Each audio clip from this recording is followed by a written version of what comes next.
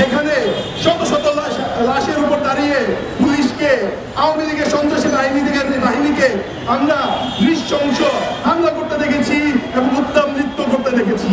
আমরা দেখেছি পুলিশ কিভাবে সাধারণ মানুষকে পাখির মতো গুলি করে মেরেছে, অথচ আজ পর্যন্ত সেই পুলিশ বাহিনীর একটি সদস্যকে আমরা গ্রেফতার করতে পারি নাই।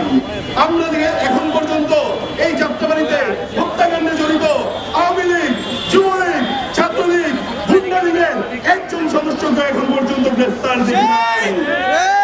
এখন পর্যন্ত আমরা দেখতে পাই তারা খোলা আকাশে ঘুরে বেড়ায়, পুলিশ নাকি তাদেরকে দেখে না। আমরা এখন পর্যন্ত দেখতে পাই যারা জামিনে বেরিয়ে এসেছে, পুলিশ নাকি নতুন মামলা ছাড়া তাদেরকে গ্রেফতার করতে পারে না। সংগ্রামী ভাই ও বোনেরা, আমাদেরকে ঐক্যবদ্ধ হতে হবে। জুলাই গণ অভ্যুত্থানের স্টালিনগ্রাদ যাত্রাবাড়িতে খুনি হাসিনা ও তার দোসরদের বিচার এবং আওয়ামী লীগ নিষিদ্ধের দাবিতে বিক্ষোভ মিছিল। জাতীয় নাগরিক পার্টি এনসিপি যাত্রাবাড়ি থানা। শহীদদের কবরের উপর হামলা করেছে আওয়ামী লীগ, এমন নিকৃষ্ট দল যারা মানুষ জীবিত থাকতে অত্যাচার করে এবং কবরে গিয়ে সেই কবর পর্যন্ত ভাঙচুর করে। আমাদের এই একটি ব্যাপারে সিদ্ধান্তে আসতে হবে।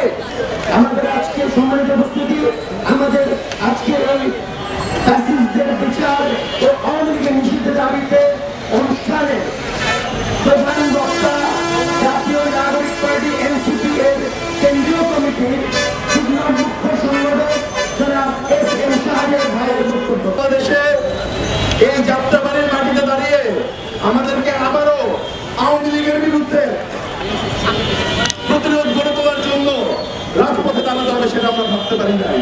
5ই আগস্টে আমরা এমন একটি জায়গায় দাঁড়িয়ে রয়েছি যেখানে শত শত লাশের উপর দাঁড়িয়ে পুলিশকে, আওয়ামী লীগের সন্ত্রাসী বাহিনীকে আমরা নৃশংস